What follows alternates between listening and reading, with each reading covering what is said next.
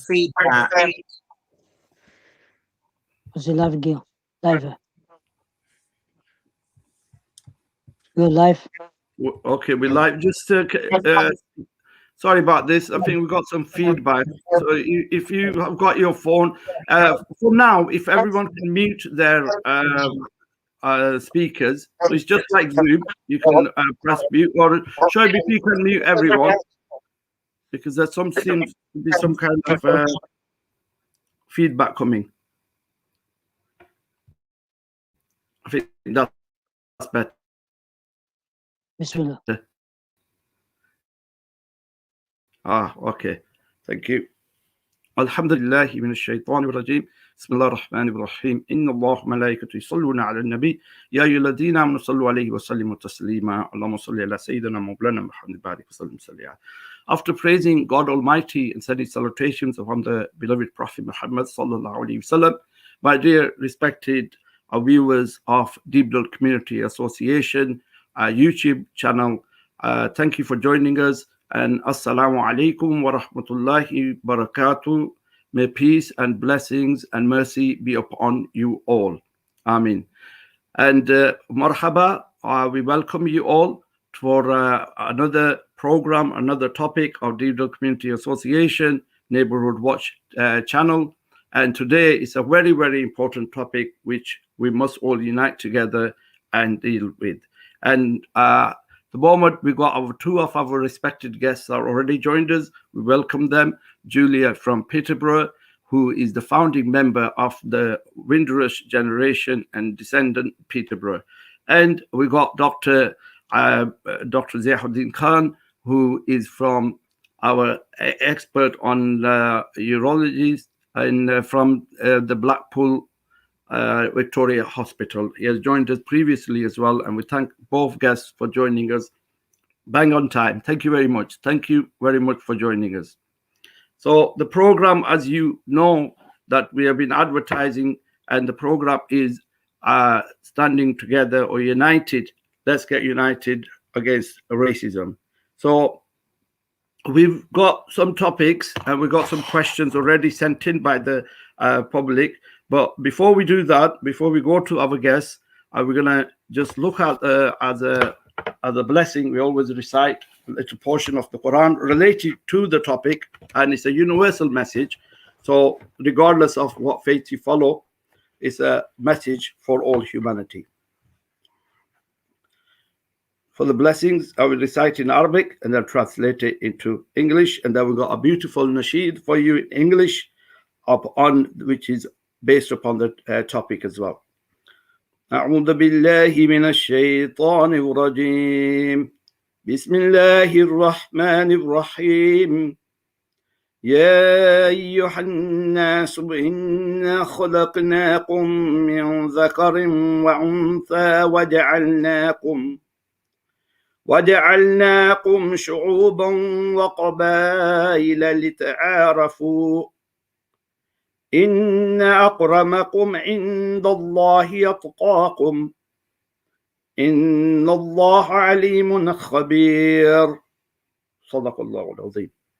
Translation: O mankind, we created you from one male and one female, then distributed it into nations, tribes that you may know. You may know one another. Indeed, the noblest amongst you in the sight of God is he who is most God-fearing. Undoubtedly, Allah, God Almighty, is all-knowing, fully aware.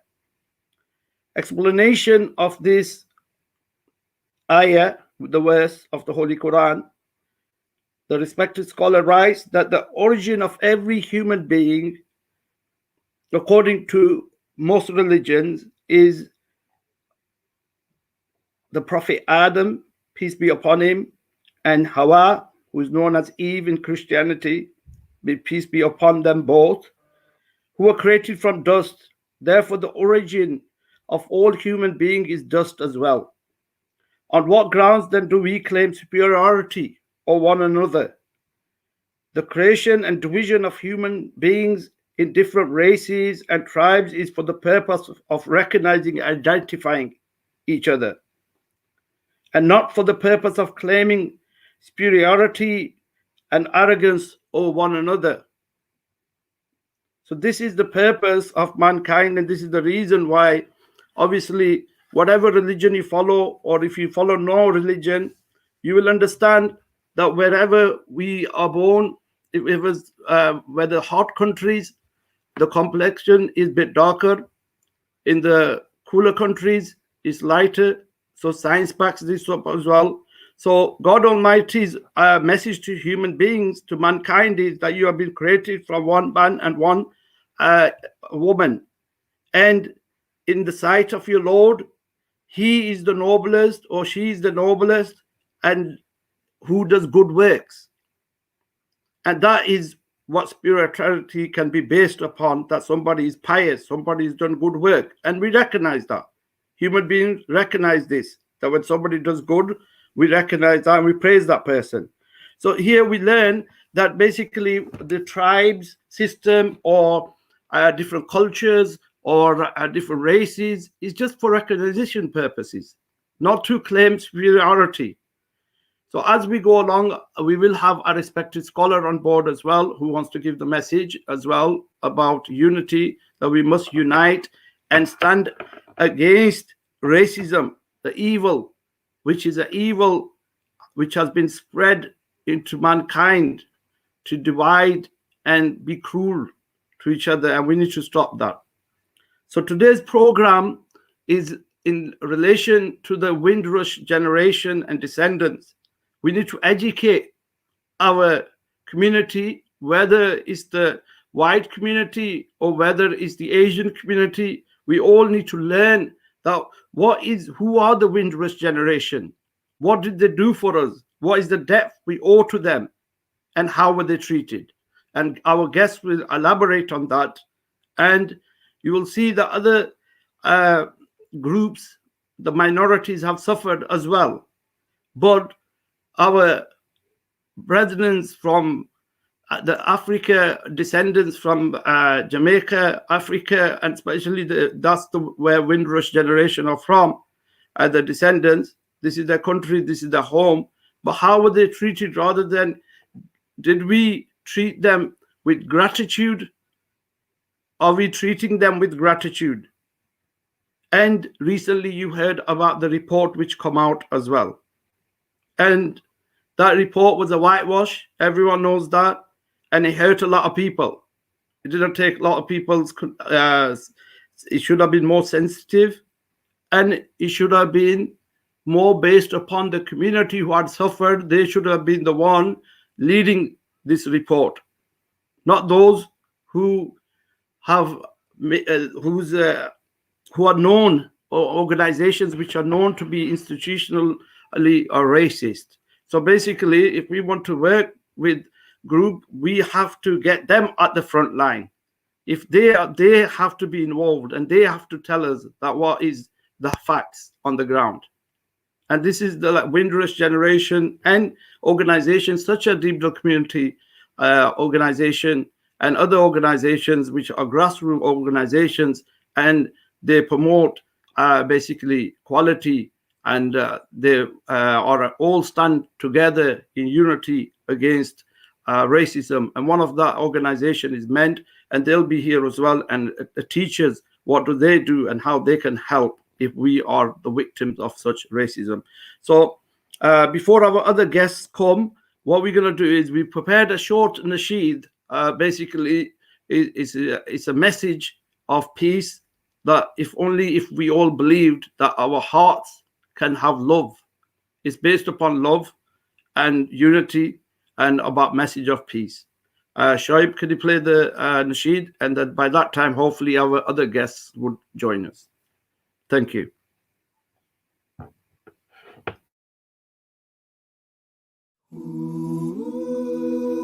If you dare to believe, you will perceive the world differently.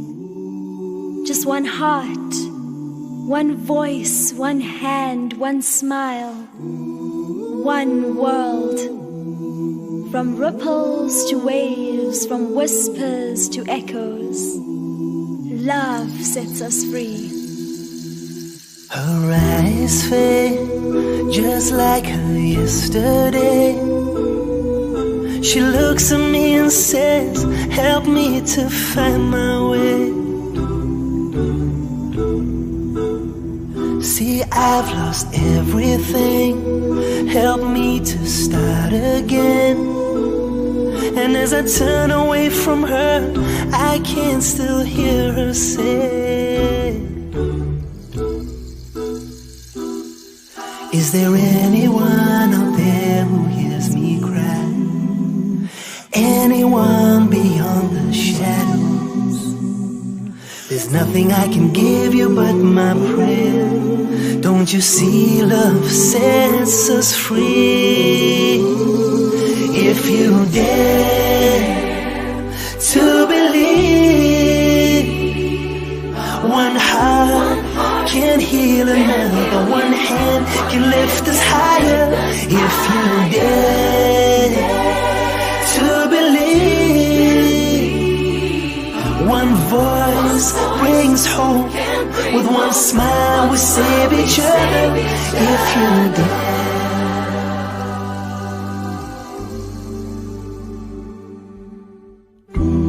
Since the world is gone to ashes dark and grey, if we all shine the light, it will light up our way. Then we see beyond the color, beyond nations and tribes. We're meant to learn about each other. Let love be the guide. If you dare to believe, one heart can heal another, one hand can lift us higher. If you dare to believe, one voice brings hope. With one smile we save each other. If you dare to believe, one heart can heal another, one hand can lift us higher. If you dare to believe, one voice brings hope. With one smile we save each other. If you dare. If you dare to believe, one heart can heal another, one hand can lift us higher. If you dare to believe, one voice brings hope. With one smile we save each other. If you dare.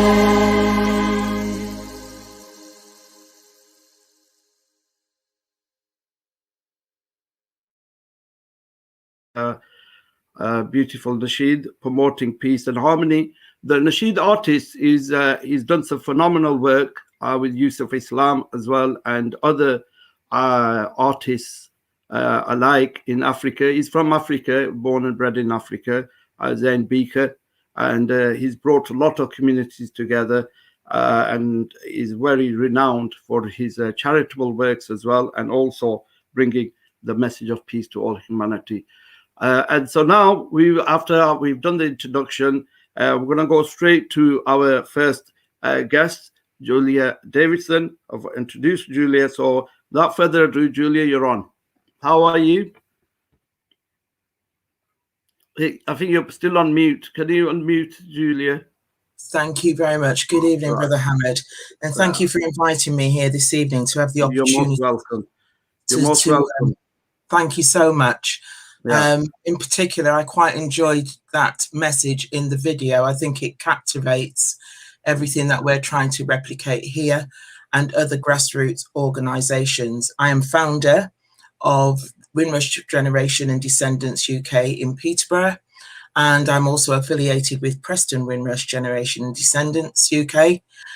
And it's about reinforcing the message about people coming together of all walks of life, all communities. Nobody should have to accept this abhorrent behaviour that we find ourselves. Of course. So, Julia, if you can, for our audience, basically just briefly explain what is the Windrush generation and how did it come about? Just briefly, I know it's a very long topic, and many people know as soon as you speak about it, but there are youngsters who are watching this program and they don't know about it. What is the Windrush generation? Okay, well, the Windrush generation, I'll give you the adapted version.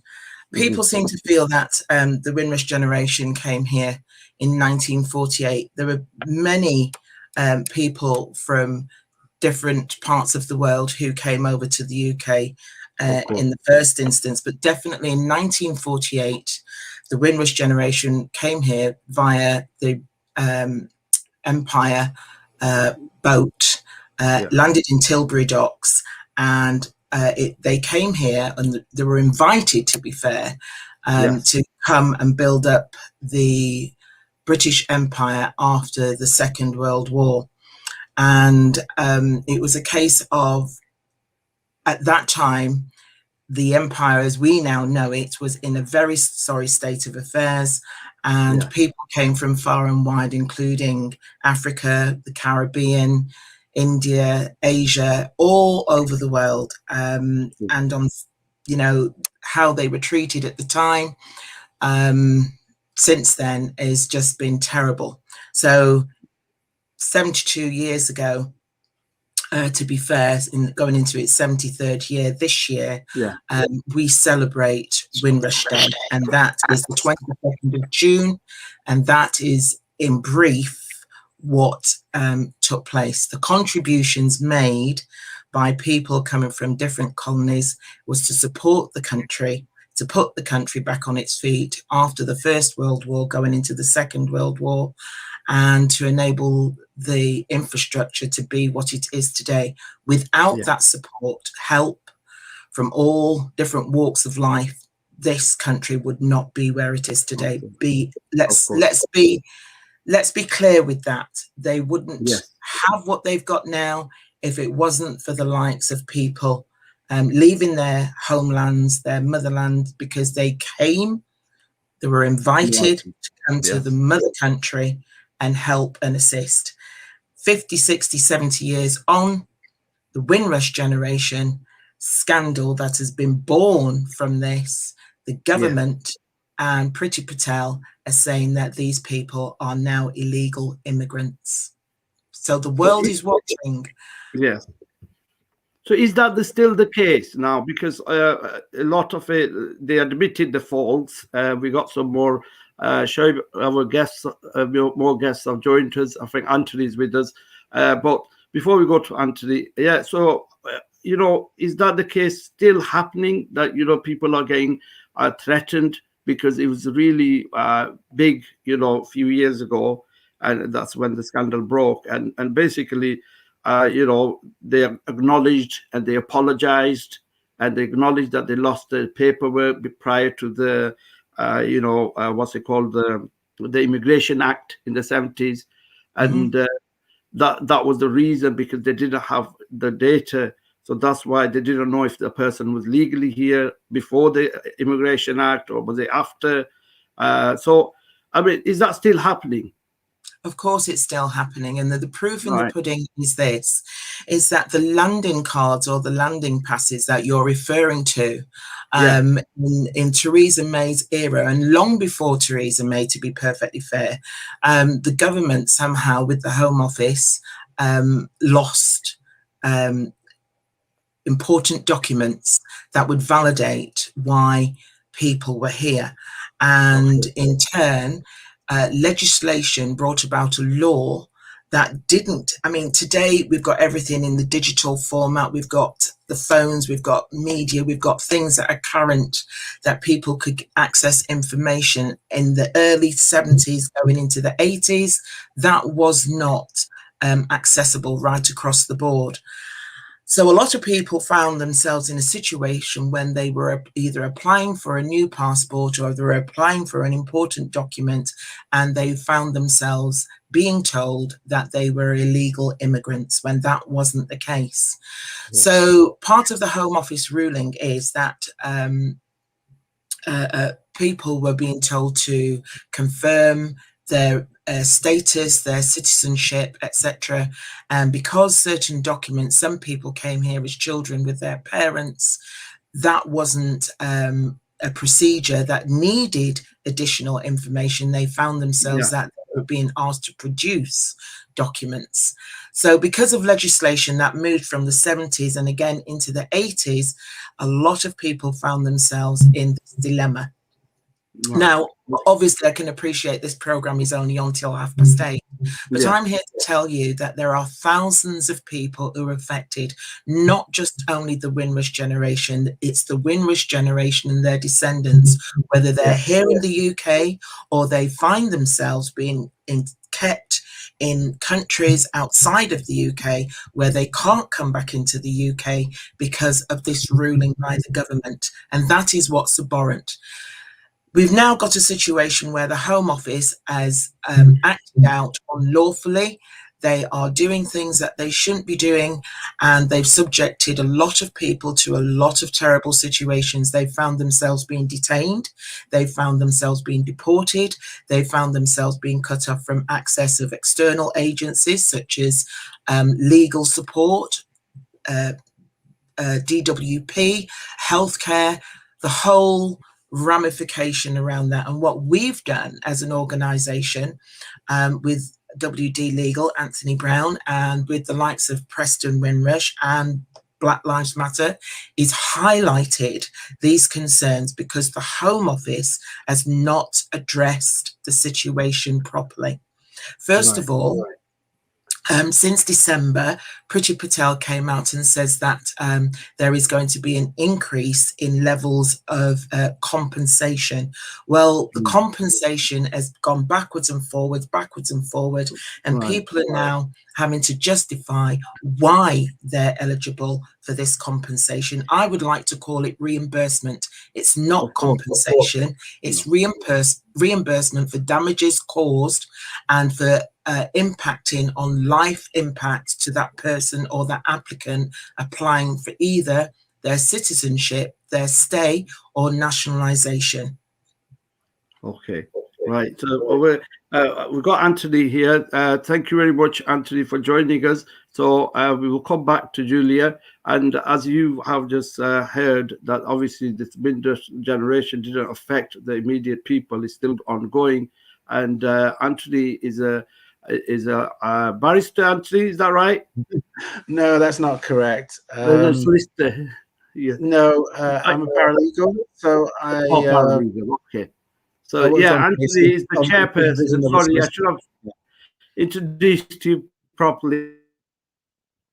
Sorry, I'm not a very good host, not professional enough, but Anthony is the Windrush Generation's chairperson and paralegal as well, as he just explained. So Anthony, you've heard what Julia was saying. What would you say to add to that? What is the impact still ongoing, and is people still getting deported, and how the compensation, well, Julia said it should be not called compensation, it's more of a reimbursement. So what do you say to that? I think before we can talk about that, it's important that people understand how the Windrush scandal came about and who the Windrush generation are. So first of all, the Windrush generation are British people. So they're British because for 300 years or more, they were taken from Africa and put in the Caribbean and enslaved and made into British people. They didn't start off as British people, but after 300 years of being ruled by Britain and speaking, the language of the colonial power and adopting their traditions and so on, you are British. So in 1948, Britain declared that all the people in the Caribbean and other parts of the world were citizens of the United Kingdom and colonies. So they passed a law in the House of Parliament that made people in the Caribbean British.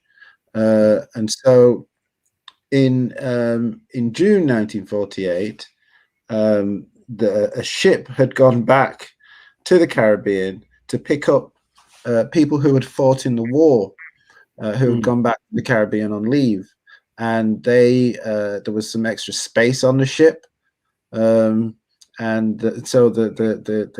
the captain or the staff on the ship were a bit enterprising, so they put adverts in the local newspapers about cheap fares, and so about 1,000 or so people, mainly Jamaicans, but others came over, and that ship was called the Empire Windrush.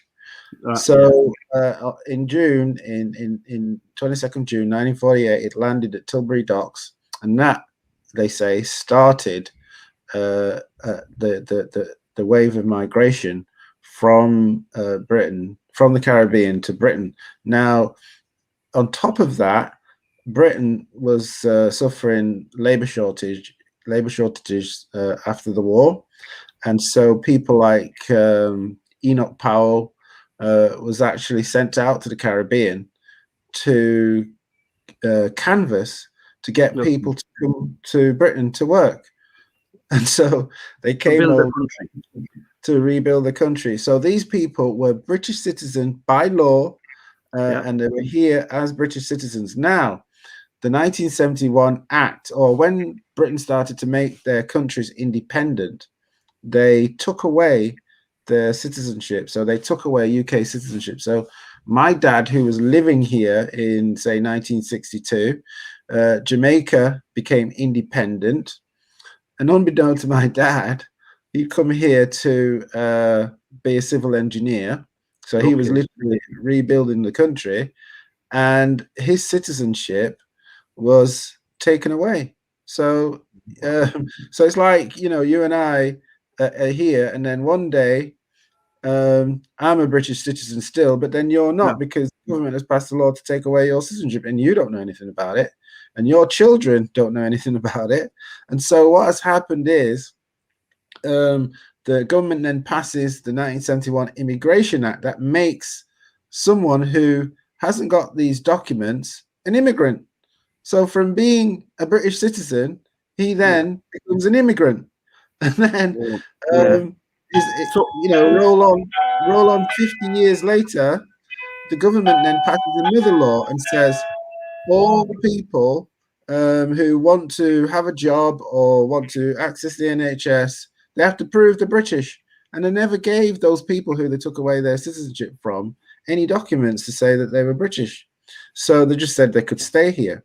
And so that is what the Windrush scandal is. So it's a series of laws that have been passed that have taken away people's rights as citizens, and then told them that they can't access the NHS, they can't, you know, have their jobs. And so people started to lose their jobs, they started losing their houses, they started being put in detention and even deported. 160 odd, the Home Office says, were actually deported. Some died. And you know, those are the things that happened and are still happening because those laws are still on the statute books.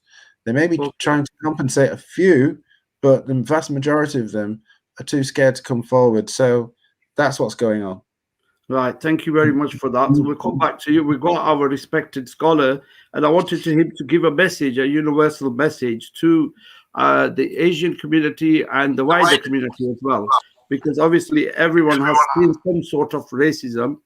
And what does, as our duty as ourselves, Maulana Sahib, is that obviously if you can, as a fellow human being, forget about religion for a minute, what is our duty should be towards the Windrush generation descendants or people who have suffered, you know, with racism. What is the message about in the religion of Islam as well, and how can we support each other to basically unite against racism? And Maulana Imam is also accountant, so he's a qualified young scholar as well, and is also an accountant as well, and he is currently leading at the Nurani Islamic Education Center on Gostan Road.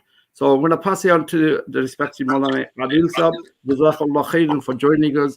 So Zert, I know you have to rush to Salah, so if you can just give a universal message. And can you turn your phone low, please? I think it might echo.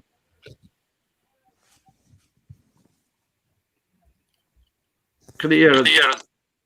Assalamu alaikum wa rahmatullahi wa barakatuh. Wa alaikum salam wa rahmatullahi wa barakatuh. Good evening to all that are present. I'm very honored and privileged to be part of this to do our bit for our community and the entire generation of people growing up to show a solid front on the topic of racism. I've been told to concentrate on Islamic of racism, but as mentioned by Brother Kamran, it is not Islam that speaks about racism. All religions are united on their stance against racism and how there should be a complete zero tolerance policy for who are racist. We see today with these people have of social media the power that in this scene, how everyone is getting on, and it seems to be that every day you are listening to people who have been subject to racist chants, racist behavior, racist comments, and it's very unfortunate that famous people, footballers that are not famous have to deal with this illness of racism. And call it an illness. It's illness of the heart that people have to resort being racist to try to determine whether or not they are actually superior to someone. And if it comes to you calling out someone their color, then no doubt you have lost the argument before it even begin. Being someone. Sorry, sorry to interrupt. I think what it is, I think you've got your phone on the echo. Is that or can you just, because it's echoing? Could you have a look? Is it your phone yourself, Sheikh, you're using? Or is it on your laptop? I'm on my phone. Yeah, if you can, basically, I think to keep it close to yourself. Okay. Maybe that will help. Yeah. Sorry about this. Yeah, carry on with that. So first to mention exactly what the Holy Quran is about race, and what the Holy Quran says about in general. It's been inside the Holy Quran that Allah Subhanahu wa Taala has mentioned that He has created us as male, as females, and in different nations and in different. So here the message is very simple, that people being diverse having different in their appearance, people having differences, they are born. This is not. This is chosen by the Creator, chosen by Allah Subhanahu wa Taala, that people will be different to one another. But the ones that are successful are the ones tolerant to those that are different to them. And what's so color does not make someone superior or inferior to anyone. Another verse in the Quran is that Allah Subhanahu wa Taala has created us a manner where the only thing shall be judged upon is actions. They all know whether someone is more pious than someone else is based on their actions, based on their morals and how they behave with themselves in front of them, and based on how they behave with people in society. One of the Prophet ﷺ's greatest companions, Sayyidina Bilal radiyallahu ta'ala anhu. Alhamdulillah. All praises for Allah, that whenever someone speaks about the companions of Allah, they all about Sayyidina Bilal. When people speak about who love the Prophet ﷺ, we speak about Sayyidina Bilal. And this is the biggest reasons that we as Muslims to show that racism is not tolerated in Islam. Racism is tolerated in action. Sayyidina Bilal was a proud black man who came from Ethiopia and became one of the closest companions of the Prophet sallallahu alaihi wasallam. The Prophet sallallahu alaihi wasallam actually him the designated giver of the prayer. He could have chosen Yet the Prophet ﷺ chose Sayyiduna Bilal radiallahu ta'ala anhu to show in history, to show it will come in the future that Islam does not judge you based on your color. And no any religion base you on judging your color. Religion will base your piety, your religion base you on how you are with people. And this is the most important that we have. When sorry to interrupt, but obviously the message is quite clear from the Islamic context. But however, with the Windrush generation, as yourselves, you probably will be aware of that there is not enough education and awareness in the Asian, even Muslim community, especially in Preston, obviously, because we're a lot of the community subcontinent people are our ancestors, our great grandparents are from India or Pakistan or Bangladesh, primarily in in Preston.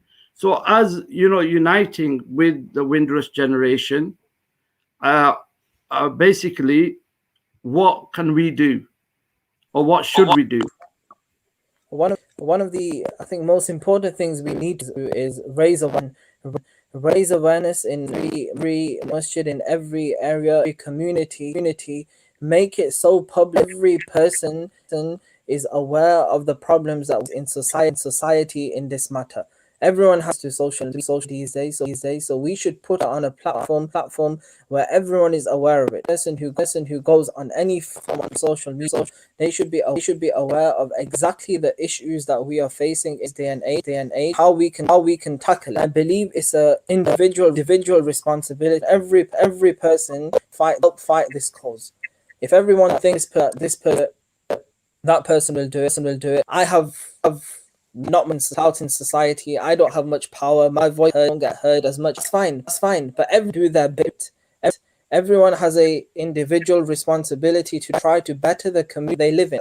Rid the community of these illnesses. And if we our own street, we look after our own home, and everyone's responsibility, then we can be hopeful that these sort of issues, these sort of illnesses no longer prevail in our community. Okay, Jazakallah khairan. I know that you're going to go and lead Salah, so thank you very much for your message. I know we had some issues there with some echo, but I think primarily we had basically the message of Islam, as at the earliest I recited the Holy Quran as well. The God Almighty saying that I've created you in nations, in different races or in nations, so though you recognize each other, surely in the light of the God Almighty, He is superior, who is pious or does good actions. And basically that we all recognize. Somebody who does good work, we will reward them with the Nobel Peace Prize or whatever. And that superiority is not arrogance, because somebody does good, obviously, if he's arrogant or she's arrogant, then that's all wasted. So we thank the respected Imam. He had to go. I'm going to pass it on back to Anthony. I just saw Julia putting her hand up. So Julia, if you want to come in, that's fine. Sean, can you bring Julia on the main light, please? Yeah. Thank you, Brother Hamid. I'm going back with the gentleman's just said previously. I think he was asking the question, what do we need to do? Yes, we do need to have a coming together of people standing together in harmony, in solidarity, to say the disparities does not sit with one community. It has an impact on everybody. It's unfortunately that the focus is sat firmly with the African Caribbean origin, but the scandal and the Windrush treatment that has been rolled out is affecting everybody, because obviously there are relationships that have gone on to be mixed relationships. We are a community here in Peterborough. They like to say that they are the environment capital of being multicultural, diverse community. Well, I would say poppycock to that. There is truth in part, but not in all. The disparities cannot be reflected in certain groups of people, whether it be in the Asian community, the Caribbean community, etc., etc. We need to come together, and we need to be addressing the leaders. We need to have a stronger voice to be able to stand concurrently and say enough is enough. If you want a united front, the politicians look to us for us to support them electoral times, to vote for them. Well, in order for me to vote for anybody, they need to be taken on the concerns of the community. And the community are suffering. Doesn't matter if you're Asian, if you're Indian, if you're Black, if you're African, if you're white. Everybody, we all pay our taxes. We're all supposed to be one race. One race. And nobody should be falling into this situation that has been allowed to be gone unnoticed until a group of people are coming out and saying these disparities that are happening to them, they're suffering, they're losing their jobs, they're having their livelihoods taken away from them, and they have got nowhere or who to go to, and who will listen, who is prepared to stand up and be a voice for people. Now, we can't do it on our own, but by coming together, what we have found out, you know, through grassroots organizations, we are not the only one who's being impacted. Of course, definitely. That is the truth. And obviously, I myself have had many occasions where I'm a wheelchair user, and we're going to get Anthony back up because putting his hand up, and then we're going to get Dr. Ziauddin, who came into this country himself as a migrant and basically came in here, and you know he's a doctor serving the community, and that's what happened. Because I looked into the Windrush generation and you know, the scandal and how it came about and things like that, and how they were invited, and the contribution to the NHS, especially the nurses, which is amazing. What the nurses and the doctors who came from the on the Windrush ship. Basically the contribution they did, and some of the work which others were willing to take, the people who came and worked hard and rebuilt this country. And of course it's our home, and we're proud to be British, but obviously what is happening, it shouldn't be happening after such a long time, you know. So Anthony, you're back on. What would you like to say to that? I mean, sorry, go on. You asked the question, what can be done to support? Yeah. So what we would like is for letters to be written to your MP. We've got template letters that people could write. We also have a motion that you could discuss and vote on in your organizations, whether it be a trade union or a community group. But this is how we would like people to help, to actually take action. And the action that we're asking for is, you know, as the Imam was saying, to raise awareness, but raise awareness in a particular way. Raise awareness by writing letters to your politicians. Raise awareness by discussing it and passing motions within your trade unions, within your community groups, within whatever organization, and we can share that motion with you. That's the kind of support that will help us. Then we would also need to understand what kind of support you will need for your issues, because, you know, if we're asking for support, then it makes it's right that we offer to support you on your issues as well. So this is where we build understanding between each other. We're not just here to sort of, get, help. Just support us. It's not return it. It's got to be a two-way street. That's how we strengthen each other. So we'd like to hear, what are some of the issues that you have that we could support you on as well? Yeah, I mean, the great. I'm going to bring in Dr. Ziauddin here, and then. Because he's been waiting patiently. So let's introduce Dr. Ziauddin. You've been listening to the light and what's been happening with the Windrush generation as you came into this country, and you're an NHS staff member, a doctor serving the local community of Blackpool and in the Northwest. What would you like to add to this? Thanks very much for inviting me in this very privileged group of people sitting next to Julia and Anthony, who have been obviously working hard to get their voice heard and get their sentiments shared by the community. And I fully share their sentiments, and I fully agree with them because we have been in a different area, but still we feel the same thing. And I would say something which is before I start with my main thing, that one of the white person has said something about racism, and he said within quotes, as a white person, I had been taught about racism that puts other at a disadvantage, but had been taught not to see one of his scholarly aspects, white privilege, which puts me at an advantage. White privilege is an invisible package of unearned assets, which I can count on cashing in every day, but about which I was meant to remain oblivious. Which means that being white, they have got a special privilege to enjoy in this country. I give you the example, some facts that first 100 people who die in the COVID-19 situation, 60 people were from black ethnic background, although there are only 20% of these people are working in the NHS. So in other words, the people who die in the NHS at that time, the first line workers were about 60% because of lack of equipment available to them. The work environment was not so conducive to them. They were not upfront to ask for their demands or privileges which they can have it. So that is a big sort of a setback. And then they have done a study in BART NHS Trust in London, and they found that it includes about 1,000 and about 1,800 patients.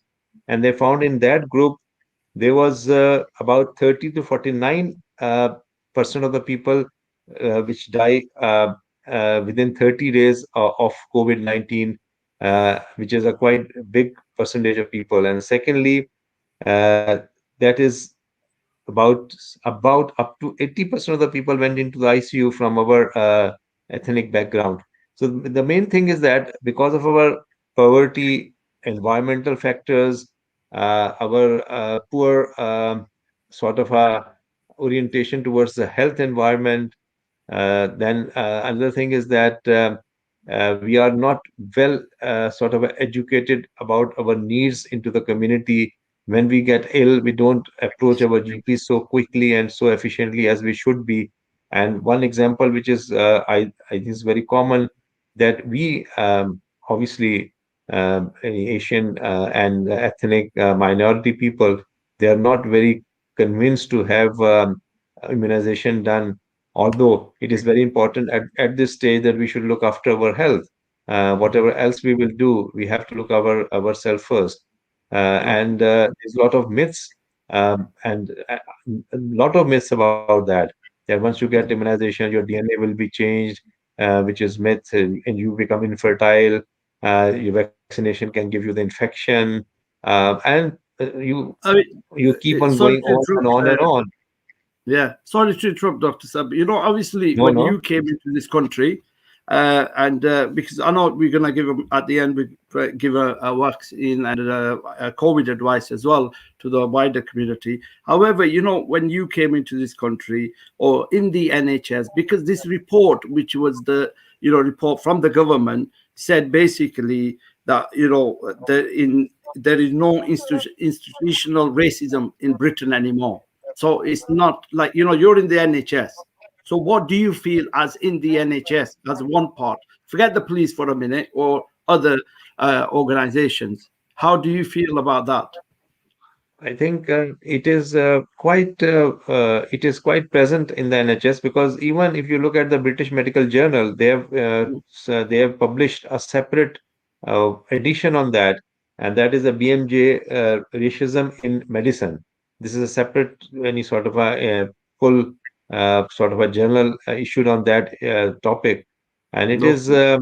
And I give you the example, which is very recent one, and I can see almost every day, that in the night shift, when you are coming out of the hospital at about slightly late, about 8, 9 o'clock, all the nurses who are going to work in the night, I would say 95% are Afro-Caribbean nurses. So I don't know why those people are working in the night and why the white people are working in the day, which is the more social hours. And this is, I think, very common. If you go to the places anywhere, I know about Blackpool, when you go out and you visit anytime in the evening, like 8 o'clock or 9 o'clock, when the shift changes, you will see a lot of Afro-Caribbean nurses who are on the waiting to be signed in, because they work as a shift worker. They are not NHS employed. That's why they have to wait to be signed in properly. So this is one of the examples of that. Yeah.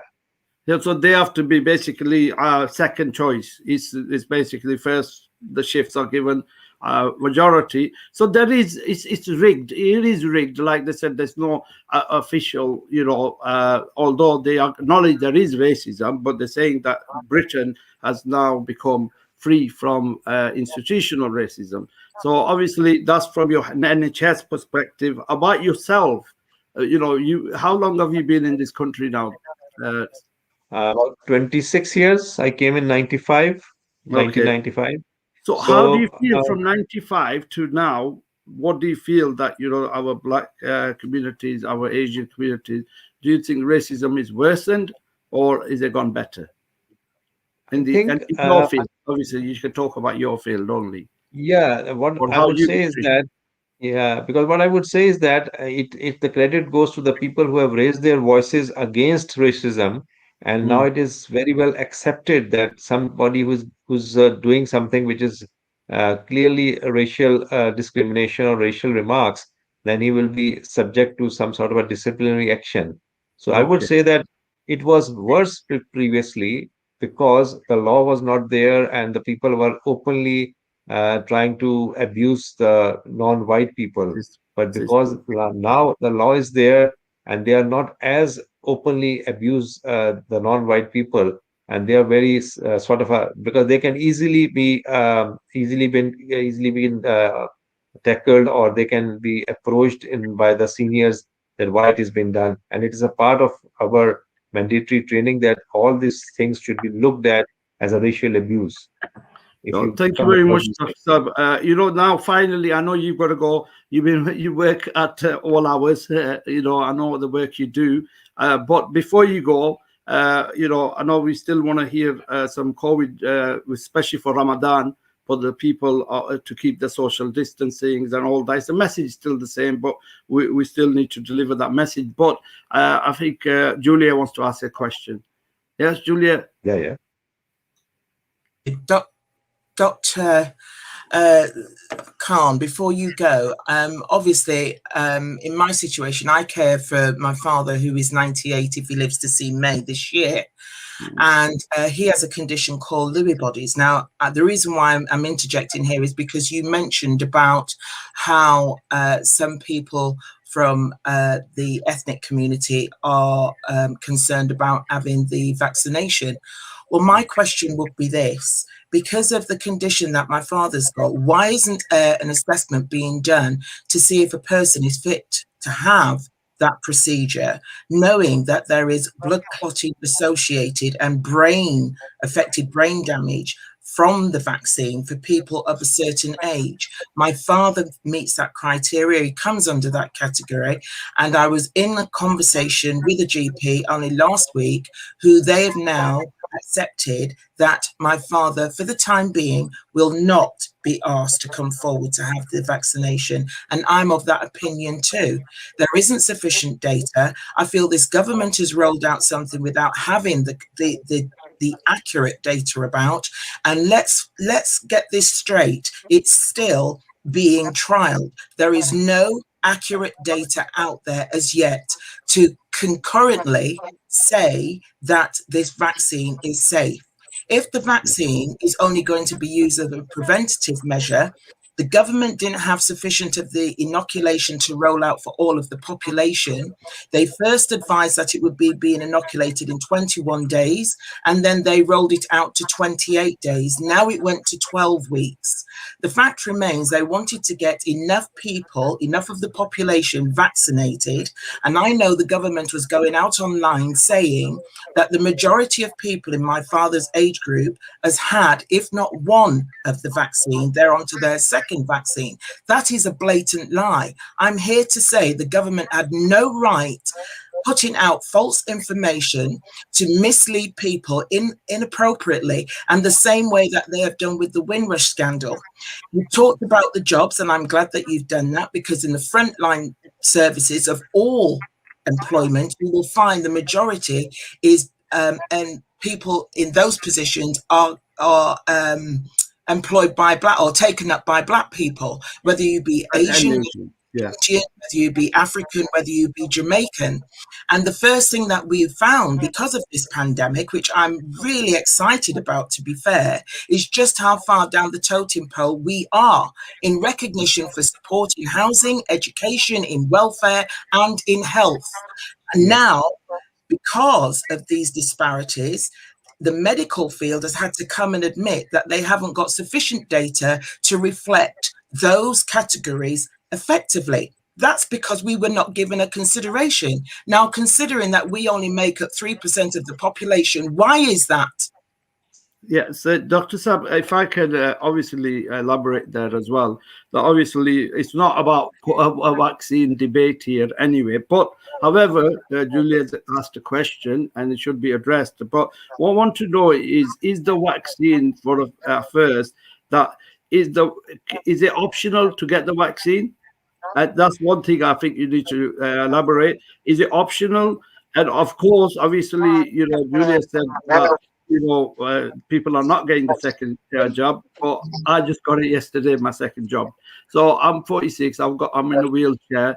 I did get it, right? So I'm not saying about, I don't know much data what Julia's research is about, but obviously, Dr. Sab, what would you, here? What we were taught is this: you're not here to make people go for the vaccine, but provide adequate information so they can make an informative decision. So what would you say that to this question of Julia's, that look, why was it pushed on this quickly? Yeah, before the doctor answers, I've just got one other thing to pick him up on. He said that there were myths going around, but a lot of people are not getting their information from myths. They're getting it from the mainstream media. Like, for example, why aren't doctors in the NHS in Leicester in significant proportion taking the vaccine? Up to 60% of them are refusing to take the vaccine in Leicester.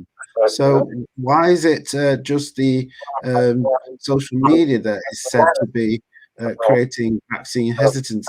Doesn't stories like that create vaccine hesitancy? If doctors on the front line who see all the COVID deaths are not taking the vaccine?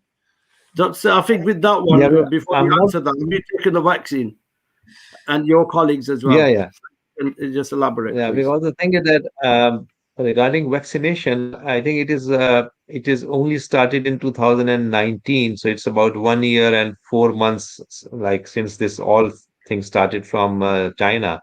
So it will, whatever the data up till now available, that this vaccine is safe. It has got some side effects, but doesn't mean that side effects will be with any of the vaccination thing. It is voluntary. Voluntarily, you can take it. If you don't want to take it, you don't take it. I've received both of my vaccination jabs now, and I think in a hospital, I don't know anybody in our. I'm not talking about the entire hospital, but in our department who have refused not to get the vaccination done. Even people are getting it done more quicker by voluntarily going into their department to work for something so that they can get the vaccination done quickly.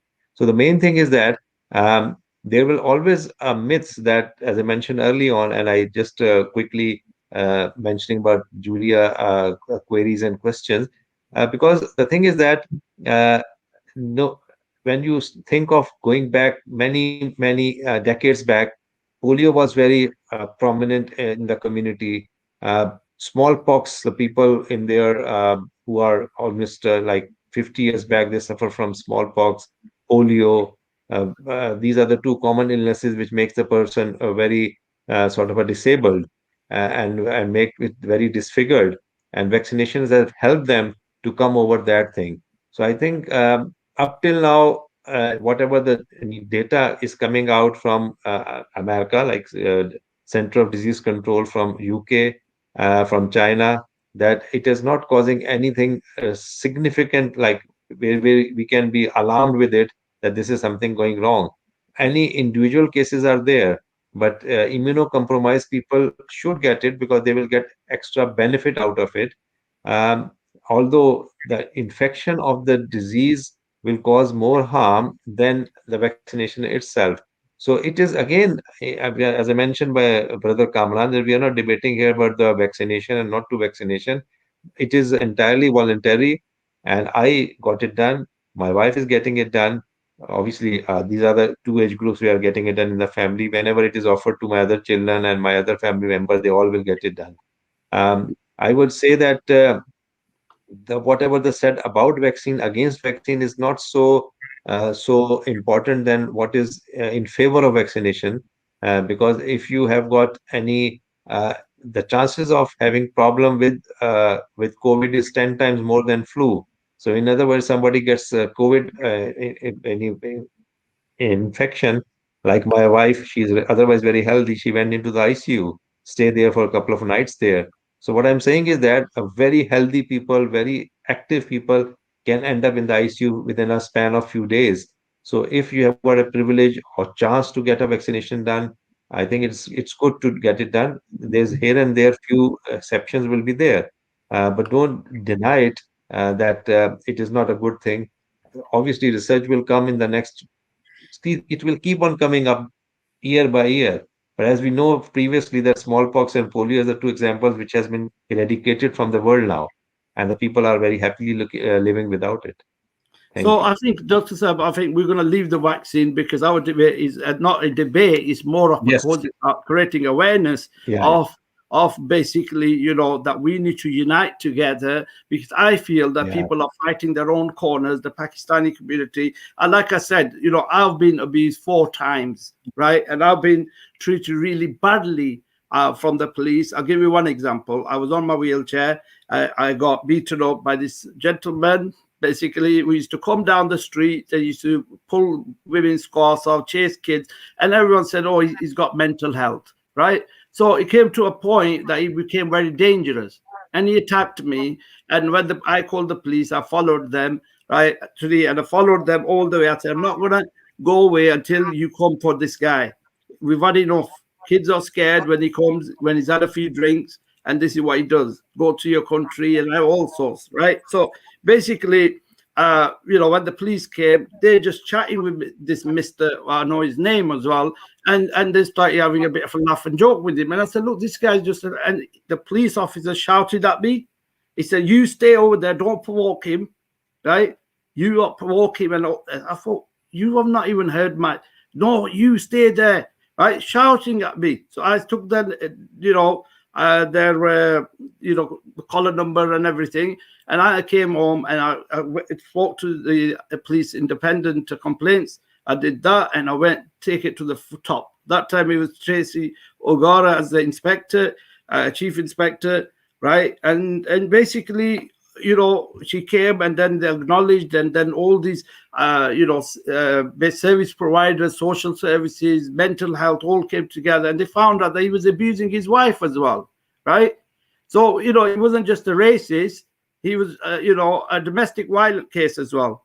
So all this time he's been abusing his elderly wife. It's 60 years plus, and and they say, oh, he's just got mental health. He was walking fine every time, but when he's had a few drinks, that's when all the racism used to come out. So we didn't let it rest, and eventually all these services came together, and he was sectioned, and whatever happened after that, there was apologies made, and then they said, we're going to train these officers about with the you know, about racial discrimination and things like that, and it'll be gone on their file if anything like this happens, and this and that, and anything. It was made all look nice, and I kind of think brush it under the carpet thing was happened, and you know, sorry, apologize, and gone home, right? And this is not just what this summer we had 12, 14 girls terrorizing girls and few boys. Summer after just the first lockdown, summer. They were terrorizing the whole area, kicking doors, chucking alcohol in houses, right? And, you know, and I came, as I said to the same thing to the police, 3 days we are calling you for these youth are coming into this area, chanting Taliban and kicking doors. This little child, the chairperson of the Community Association niece, were playing as a toddler, and a can went flying in of alcohol full. That could have split the child's head open. And you know what? He sat in my house, the police officer, and he said, "Oh, you know what it is, Mr. Ahmed? They're just children and they're bored." I said, "You call that boring, right?" And then we had a community organization. We called the councillors. We had a meeting. We had to call the police, and we said, you know, at the community hall, and we said to them, right, if a youth of Asian, Muslims, or black people, black youngsters, Asians did that, and if they were Muslims, then you will go to Prevent. You all know about Prevent, right? So you will go to the Prevent and basically you know, try to look at how should we educate this youngster. He could be a potential terrorist. Then it's not boring. The ones while he was taking my statement, the youngsters came again. And he said, what can I do is I can either get them picked up and take them to the house, or I'll tell them to move on. He went out, they laughed in his face, and they were just making fun, right? So when that happened, I said, why are you not getting the one? He said, I can't take them. They'll move on. And then he didn't call nobody. And then eventually when we called the complaint commission, you know, went to the higher up, sergeant, desk sergeant, and things like that. And then they come into they said, we went and spoke to these youngsters' parents. And because we said we don't want them to be punished, we want them to educate that how serious this thing is. But if you're going to say that it's boring, they're bored and they're doing this, then, you know, why are you, when our youngsters are standing on streets and searching them and things like that, then, you know, they're not doing anything. So sorry, yeah, I've got on my own case there. Sorry about that. Yeah, Julia, let's get Julia back on the stage. Thank you. I just want to pick up something that you said there. I mean, look at the situation that we find ourselves in, and it is unprecedented what is going on. Of course. And the population is walking around with masks, and a lot of people have objected to wearing these facial masks. Can I just say, that is a feeling that you've had only a few months of. If we go into the shops, we're interrogated, we're watched. Why are we doing this? We can't even go in certain shops because they feel that we haven't either A, based on how we look, that we've got the money in which to spend in that facility. They subject us to, if we're out on the streets with our friends or peers, that we're up to something, that we're doing something. We've been called out for all kinds of reasons. And this institutional racism that has been allowed to not be challenged is something that I find alarming. The majority of Black women are held in mental health institutions. If you look at the statistics at that, and I'm sure the Dr. Khan will confirm that, you will also find Black men are being incarcerated, and there is this perception to say that it's Black men who are predominantly dealing with antisocial behavior when there is no truth in that. However, every time there is something that is being raised or the local authorities want funding for, it's us they use as a source to in which extract, retract, and implement. But when it comes down to those funds being spent in our communities to either A, put provision in for youth clubs, not there. Yeah. Is there any wonder why we've got young people hanging about on the streets? Because there is nowhere to go. If they're not associated with either a mosque or another purpose-built building in order for them to go to, the attention is, where else can they go? Yes. So even if they are out on the streets, they are stopped, they're arrested, they're charged, they're searched, and nobody is challenging this situation.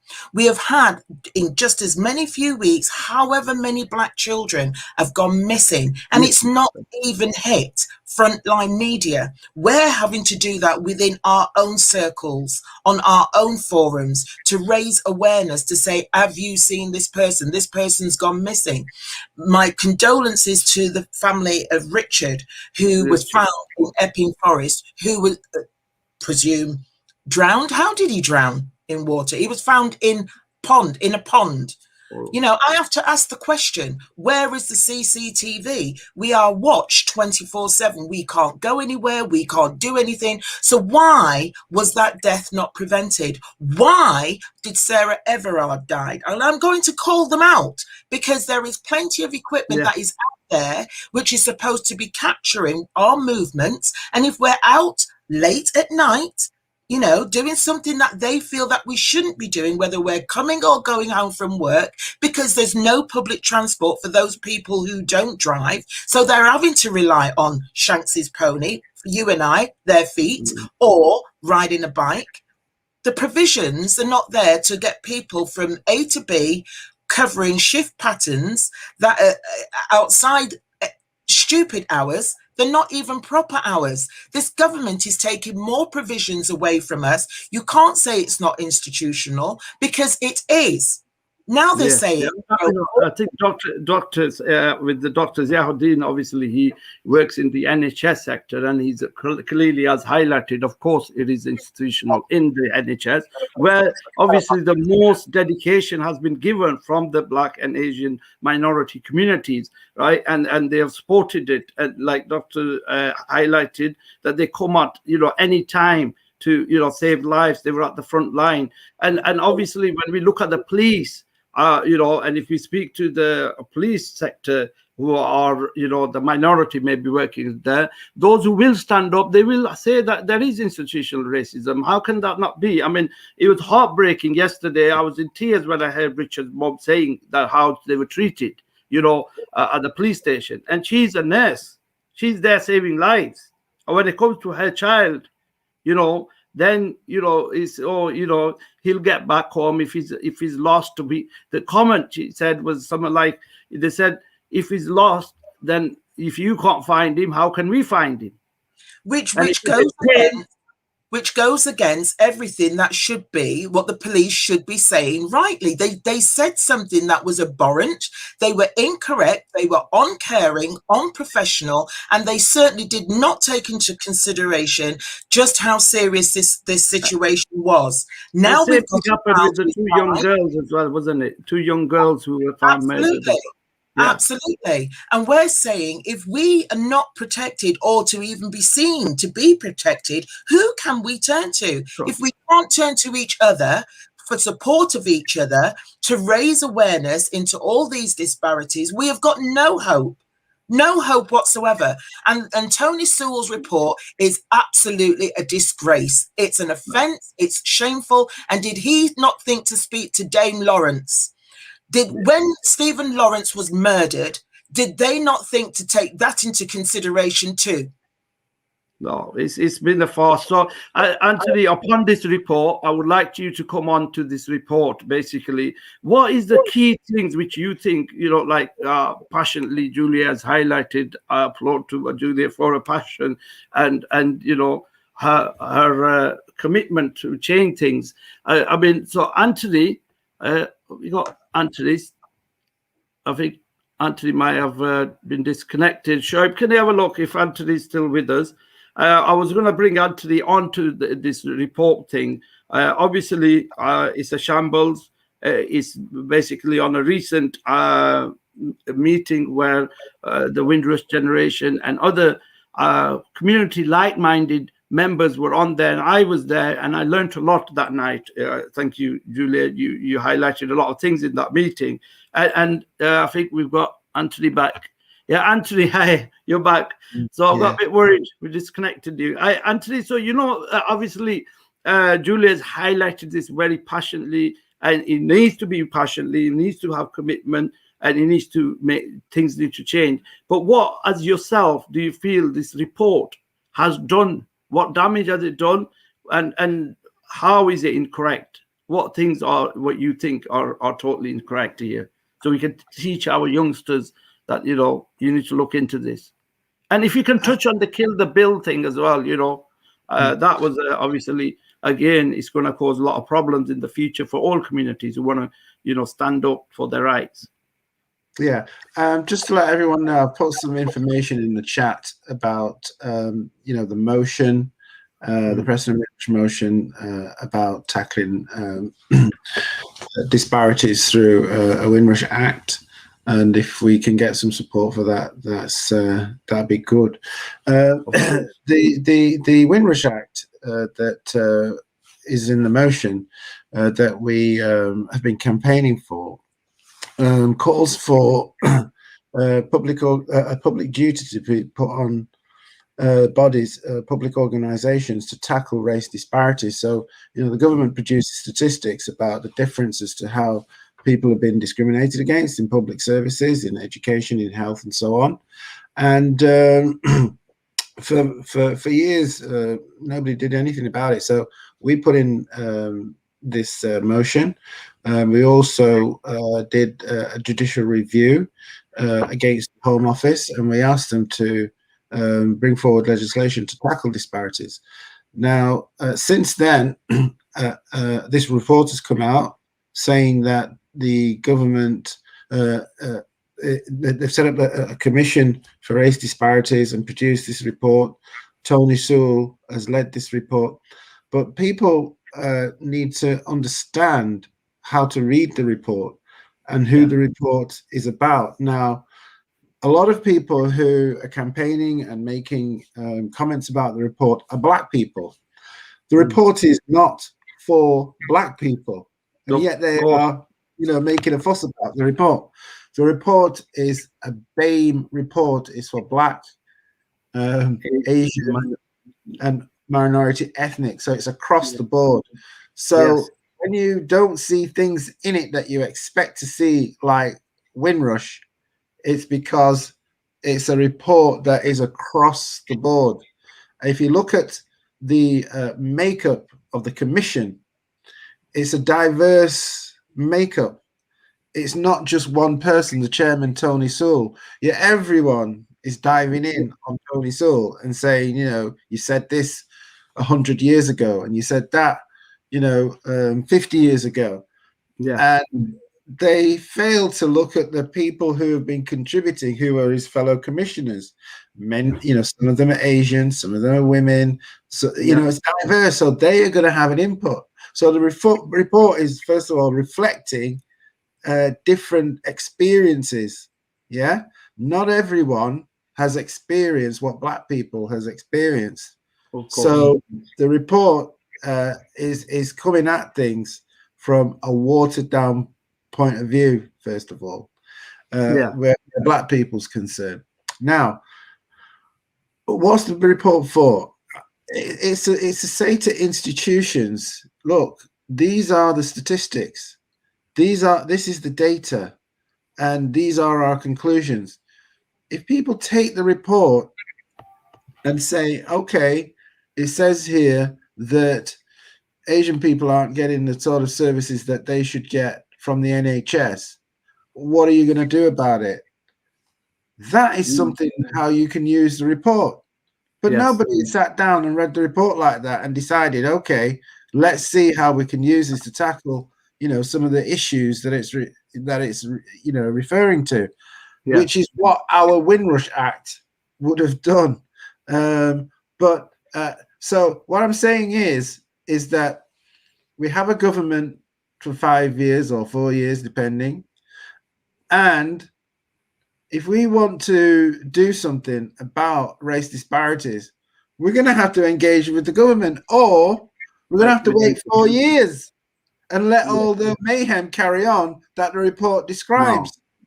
So for me, people should just pipe down, look at the data, and start to say to the government, what are you going to do about only 5% of Black boys achieving 3 A levels when they've done 11 years of education. We've paid, as a public, taxes for people to be educated, and after 11 years, only 5% of them are getting 3 A levels.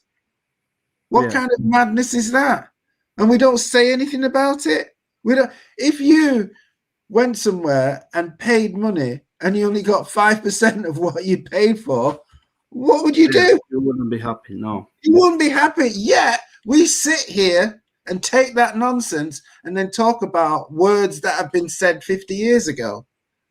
Yeah. So I think the main message is people who are saying stuff about, you know, the words of Torah, they should be publicly flogged. I mean, you know, one of the representatives of Windrush Preston had a conversation with me yesterday, and she said, of course, it's good to have these kind of events, YouTube events and things like that, making awareness. However, we need to get on to the, like I said that day, men should be on the, you know, unfortunately, Amira is running late, but the MEND itself is basically an organization which fights Islamophobia and racism, regardless of your race or in faith, right? Of course, the Islamophobia is massive, right? So, you know, because you discriminated because of religion, right? However, the race issue is all across the board, right? So we can unite on common ground. That's what you're saying. We need to come together, and that's what yesterday the respected you know, said to me that, look, you know, Cameron, rather than just doing these events, let's do some internal meetings. Let's get the Imam, like Imam Qari Asim, who advises the government. People like this, they're the big, you know, who advises the government in terms of getting rights for the Muslims, right? Or for the in terms of if there are any issues with Islamophobia and stuff like that. So there's people like that. There's people like, you know, the MEND organization. There's the mosques. They need to come together, and people from the NHS like Dr. Ziauddin. And if we can come together and go to the police together and say, look, you know, why are these children getting missing from the black community, right? And why is their number so high? And how do you deal with it? I mean, like they said, Princess, you know, Kate, you know, Kate Middleton went to that, yes, was it Sarah, the young woman who passed away? Of course, we're appalled. We support that family and condolences to that family. However, why did that not happen when Richard was found? Why did that not happen when the 2 girls were found murdered? So, you know, and it's the same. The Asians are seeing that as well. You know, like I just explained to you, 2, 3, that's just me. You know, it's very tragic. It's very tragic when these we need to action points are probably taking. But the thing is sorry, go on. The thing is very tragic when these incidents happen. But the thing is, what the report is talking about is what's going on day in, day out.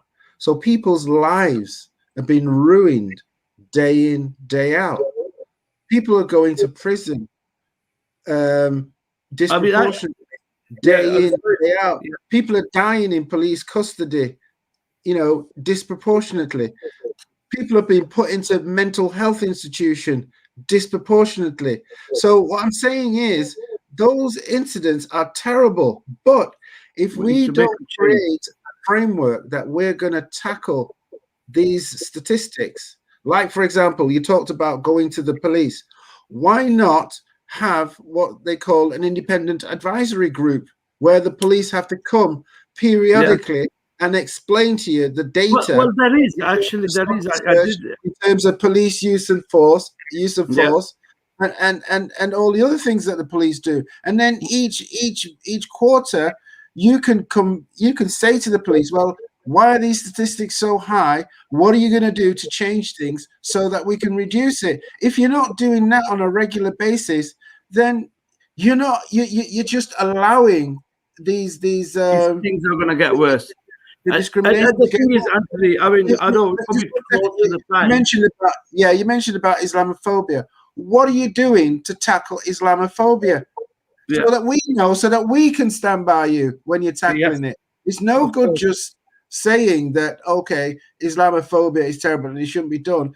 Where is the data? What is happening? Are people being discriminated from jobs? How can we get the law involved? That's that's the kind of thing we need to be talking about. No, thank you very much for that. I've got Amira. I know she's come late and she's from Mend, and I would like to bring Amira on. Shoaib, can you add Amira to the... right, there you are.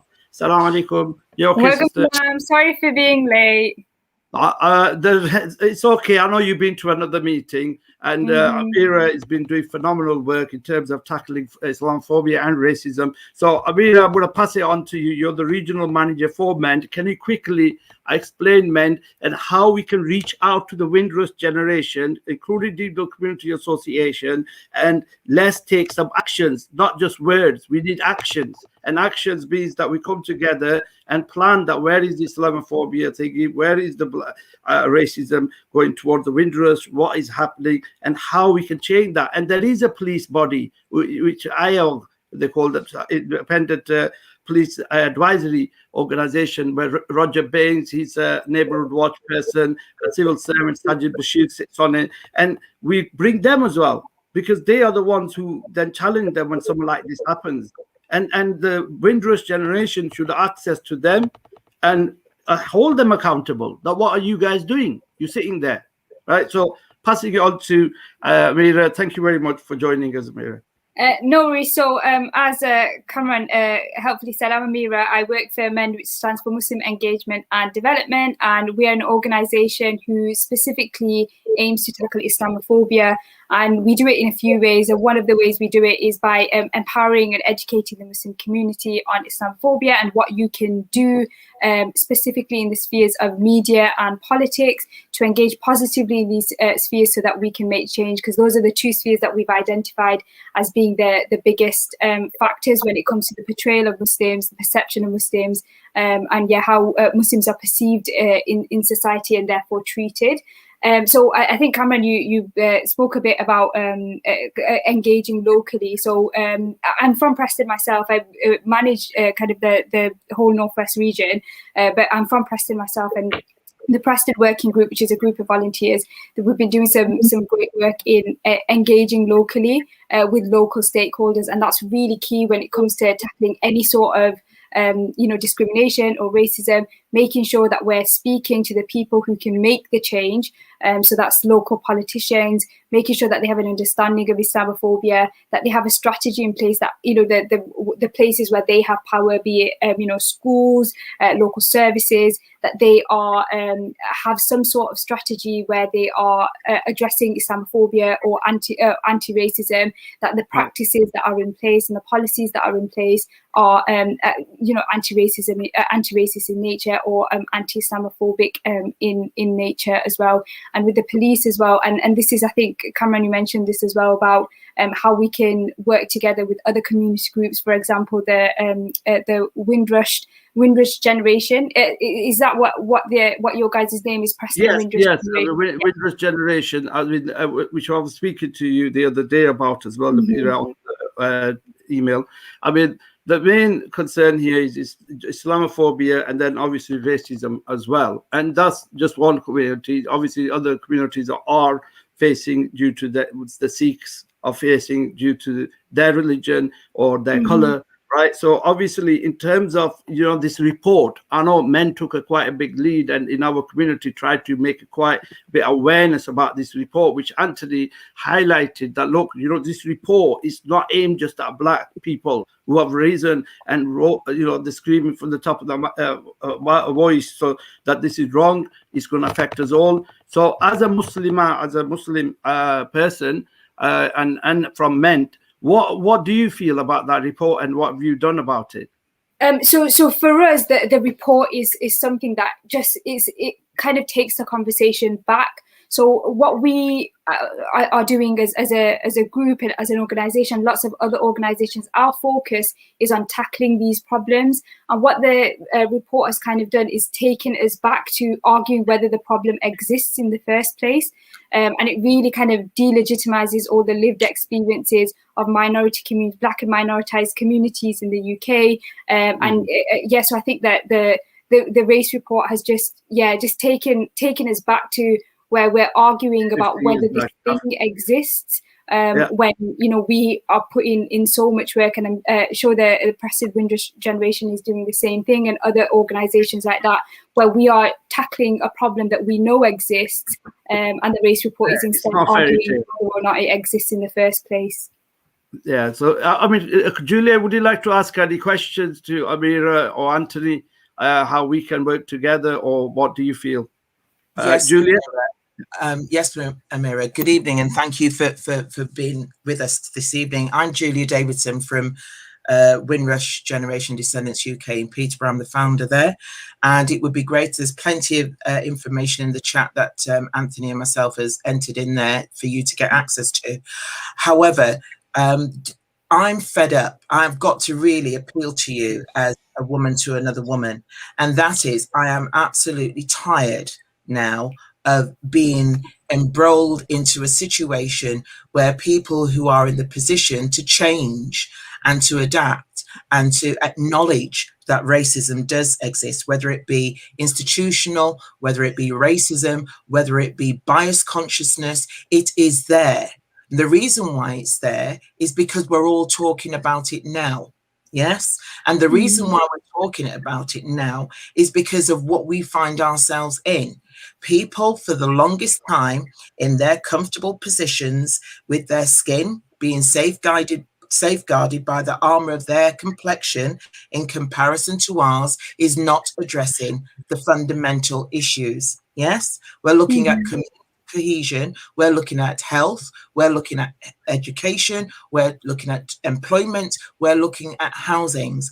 While you're doing that, in terms of MEND, I would welcome your support to get involved with grassroots organisations such as ours and Preston Windrush, and please adopt the Burning Work framework.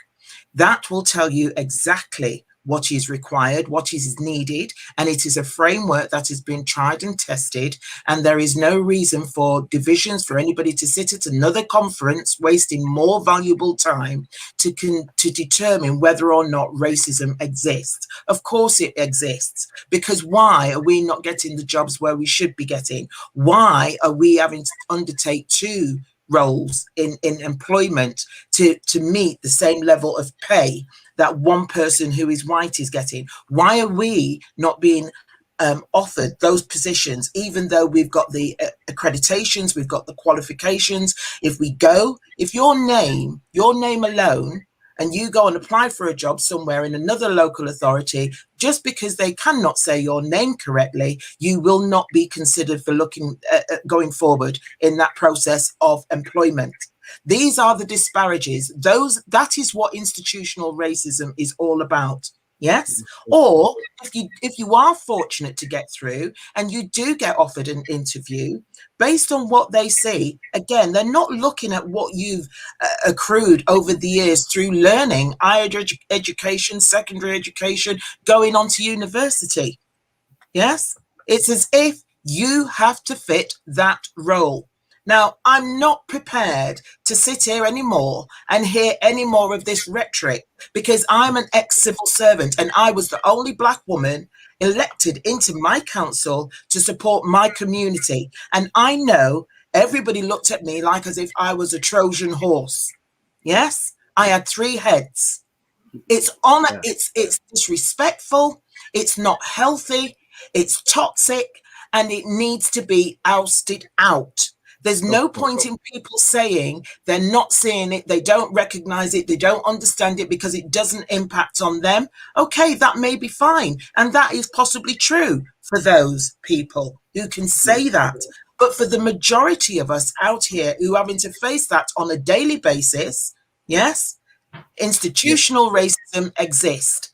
Bias consciousness exists. I've been in roles previously where I've had to prove myself beyond a shadow of a doubt that I was the right candidate. So they kept me in a position as either acting or deputy for the longest time before they gave me the role that I would rightly deserved in the first instance.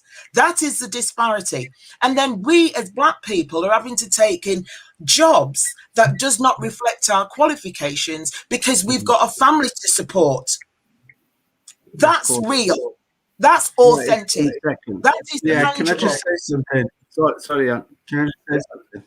Yeah. Again, we're misreading the report.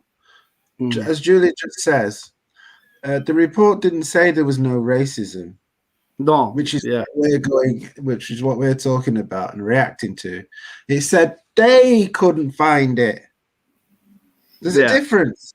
Now, if you look at there who is, but they it's not are, institutional. just a minute. Yeah. If you look at who they are, they're people like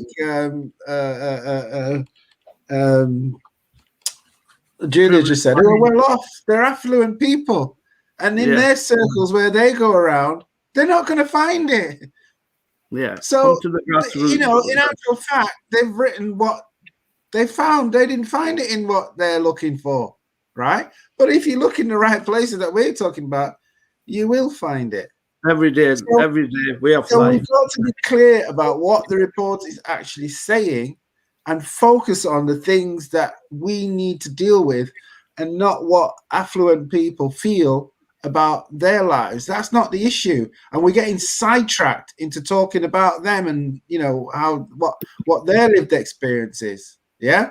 Now, when the report talked about there not being overt racism or racism, it's talking about in terms of a political party, like for example, you know, because remember, this is coming from a European experience. So they're looking back at things like fascism, they're looking at things like Nazism, where those were political parties who were overtly going out there, being racist. You had Oswald Mosley back in the 60s here in the UK, who was overtly racist. You had the National Front, right? Yes. But at the moment, you don't have any political party, let's say, let's make laws that are going to be overtly racist. So that's what they're talking about.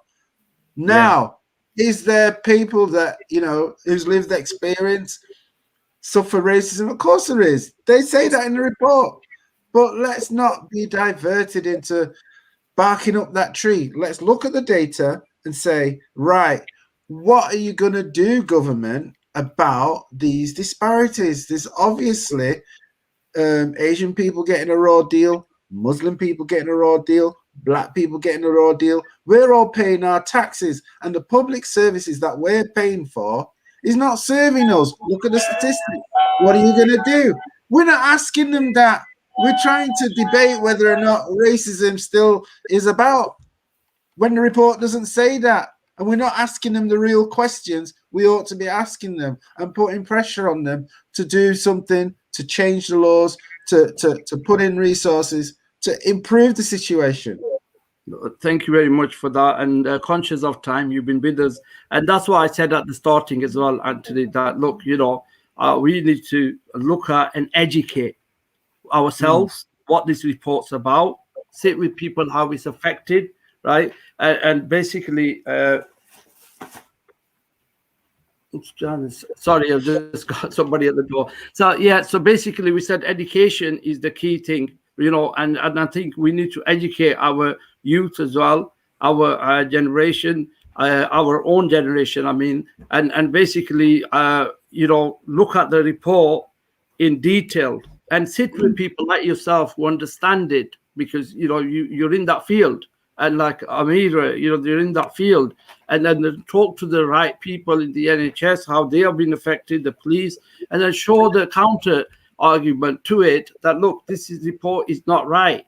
You mentioned things, yes, there is racism, yeah, but it's not institutional racism. They're watering down racism, and like Amira said, we've gone back 20, 30 years, even more probably, right? Especially what the, you know, the Black people, especially who came before the Asian community. So, you know, basically they've seen it and they've worked hard, and they've seen brutality to make changes. And now suddenly that thing, it wasn't there. It's like a dream. It's been gone. So obviously it's not a dream, it's a reality. So right now, sorry, go on. Right now, if I was the government, I would be very happy with what I'm hearing from people in, you know, in the community complaining about this report. I'd be very happy, because you know what? I'd be saying, look, I was under pressure because of all these COVID deaths of Black people dying, Asian people dying. Yeah. And, as a government, I would have had to have put a lot of attention into dealing with these issues as why so many Black people dying. Now, I don't have to do anything because they're all arguing about this report and telling me to get rid of this report. They're distracted now. I can get on with other things. Do you see what I'm saying? What people have to do is to wake up and understand that in order to get things done, you have to put your finger on it and say to and they've put the information out there in this report. There's data in there that says that is Asian people aren't getting this service. Yeah, but you've not picked it up and said to the government, hey, your report that you've published says that we aren't getting our service. Why aren't we? You're not asking them that. You're telling them, oh, get rid of the report. I don't want to see it. I don't want to read it. No, we have to read it. And that don't make no sense at all to me. Can I just say, Brother Ahmed, forgive me, just on the background of what my colleague Anthony Brown has just said, and he's just reminded me of something very important that I don't want any of us to lose. That report is there for us to read, and that is the arrogance and the complacency of this government, because they've not even taken the time to address and read the report properly themselves.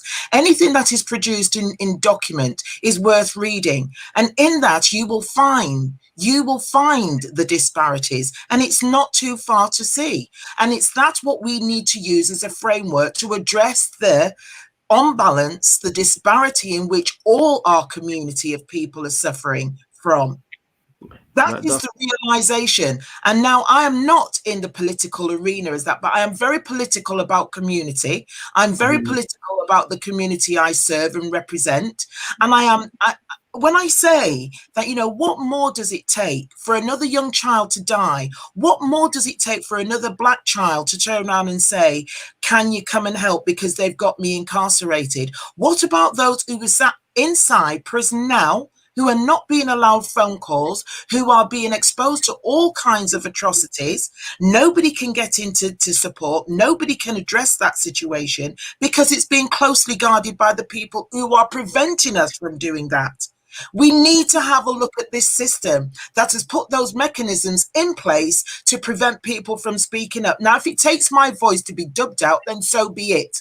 But I'm here to say I am not prepared to sit here and listen to this nonsense of being cajoled or not told to march, this kill bill. That's taken away our democratic right to protest, to speak up. If we can't do that, what is this saying? Has this country become a capitalist country then? That is what we need to be asking. That is what we need to be asking. Our voices need to be heard. We need to come together.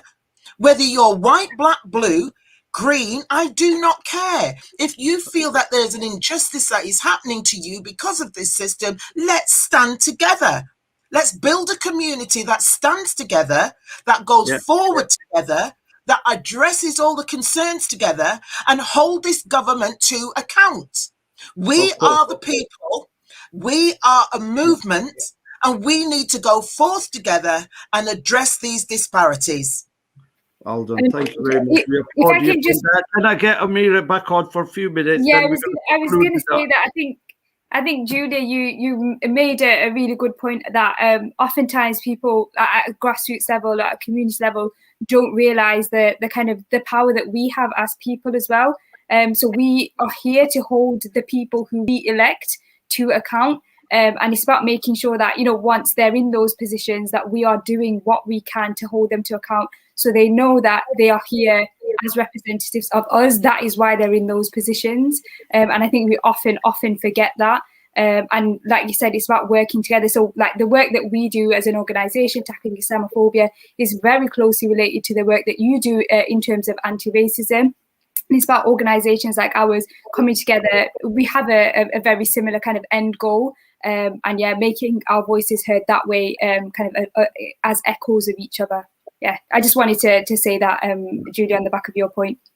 Yeah, that's great. Thank you very much for everyone. And I know it's been there's a lot more to talk about. It can't be happened in one event or one program on WhatsApp or YouTube. It has to be continuing in all circles. We have to work with these authorities, like Anthony pointed out, that we can wait 4 years and try to re-elect another government, and they might come back again and do it worse, right? Or we can engage and be in their face as a force, as a united force from all communities, like Julia pointed out, white, black, Asian, whoever you are.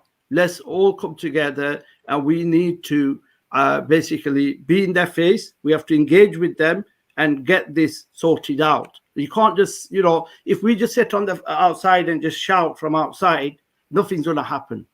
So we conclude with that message, that what Amira, I would request yourself and Anthony and Julia that we will arrange a meeting, and Dr. Khan as well, and we'll get other people involved from the IO, that's the police complaints minority team, right? And they're independent to the police. So we need to know who they are. You need to know who they are, and let's bring them onto the platform, into that meeting. Like one of the Windrush generation representative yesterday pointed out to me that she thinks that will be more constructive. This is more of awareness, and that is a constructive way to get some action done. And that is I'll take that away as an action point for myself.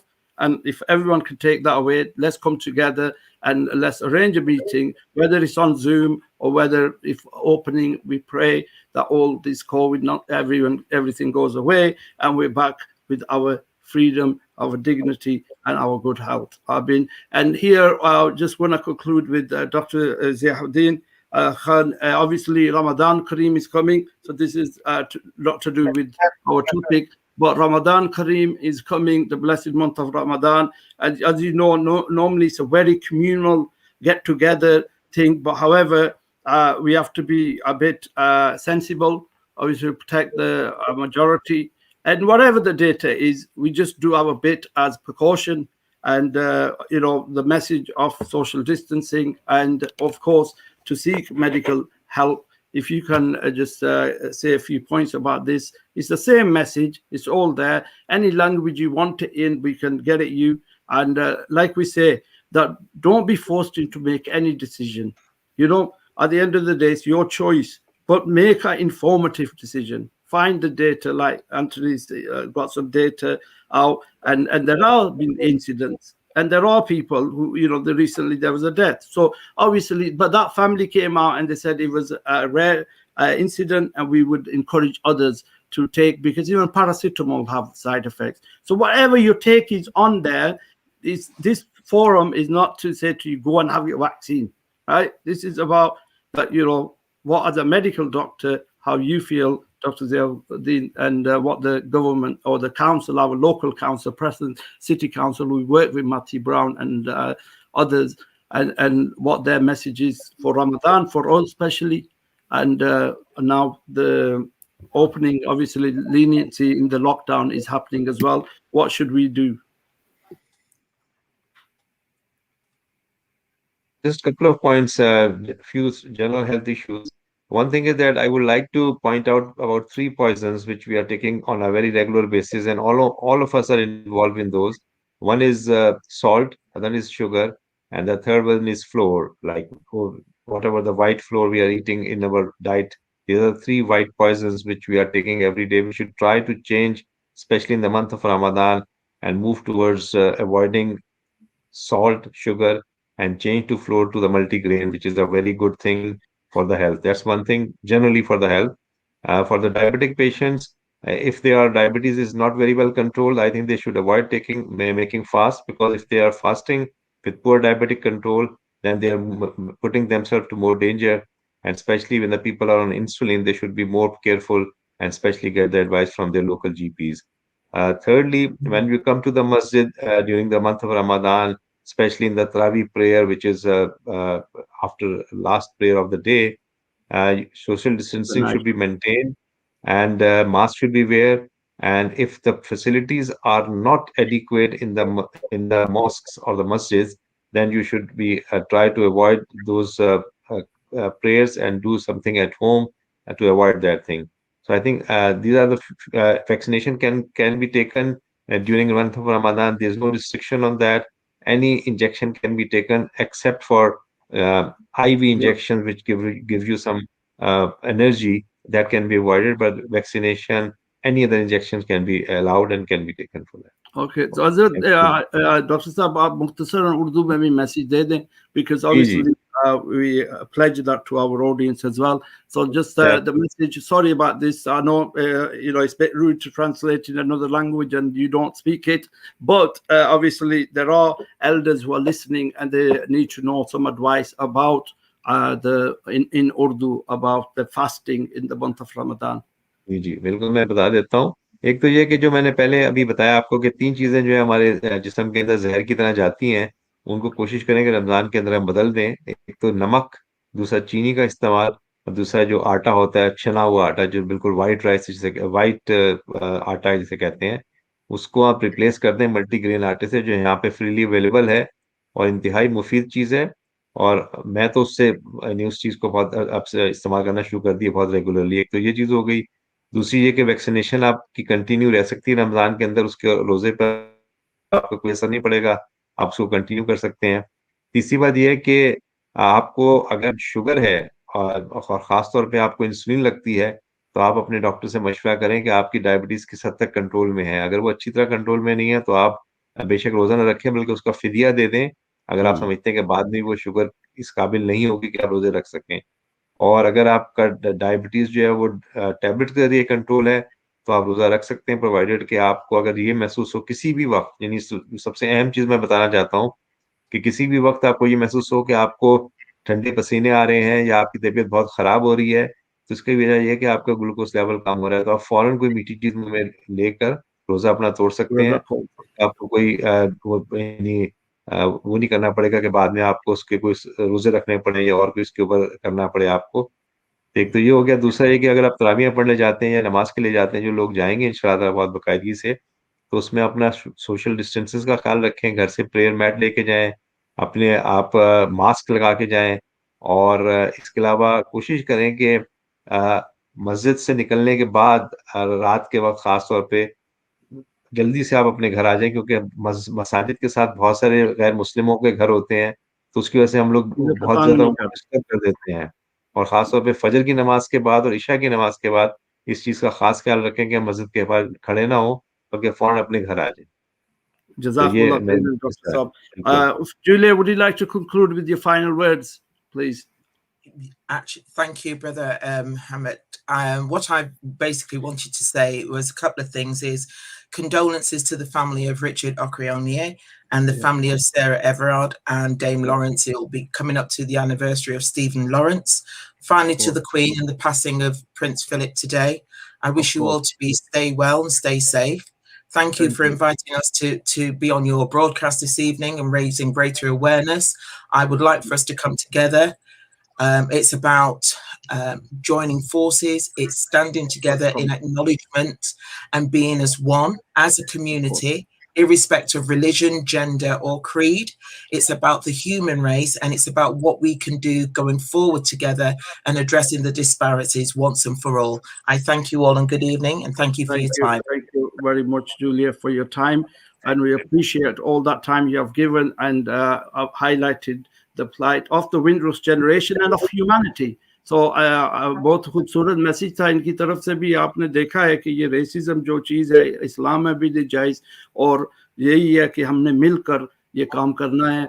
और basically ये organisations हैं, विंडरुश generation और मेंट, और ऐसे organisation के साथ तावन करें, इनके पास जाए, इनसे सीखें कि ये मसाइल क्या हैं, और ये सब के लिए आम मसाइल बनेंगे। इंसानियत के लिए दुश्वार वक्त आएगा अगर हम मिलकर इसका सामना नहीं करेंगे, तो यही हमारे लिए प्रॉब्लम है। अल्लाह सुब्हान ताला का फरमान है कुरान में कि मैं हमने इसलिए आपको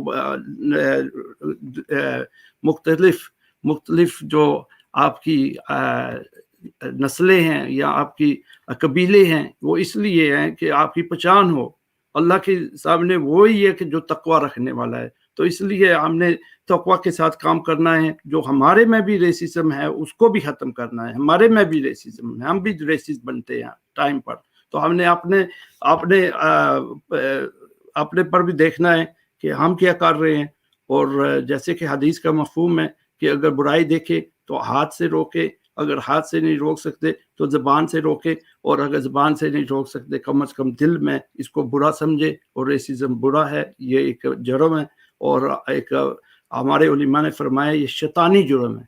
तो इसलिए जब शैतान ने ये नहीं किया था सजदा, तो इसलिए वहाँ से ये शुरू हुआ उसकी तकब्बर, और तकब्बर से बना ये रेसिज्म। तो इसलिए इसको ख़त्म करना है। और हमारे ये भाई हैं कम्युनिटी विंडरिच जनरेशन वाले, इनके साथ हमने मिलकर काम करना है इंशाअल्लाह। Anthony, would you like to, I'm just summing up a little bit about the racism issue for our respected elders. Majority do speak English, but we do have people listening in Pakistan as well. So because we've got 2 medical centers which the partners of Deepdale Community Association run for the poor and the needy, and various water projects and things like that. That's Me Madad Welfare, and basically they're partners with Deepdale Community Association, working in the community locally as well and internationally as well. So a message to them as well that we all need to unite internationally against this crime, which is evil. So Anthony, final words from yourself, please.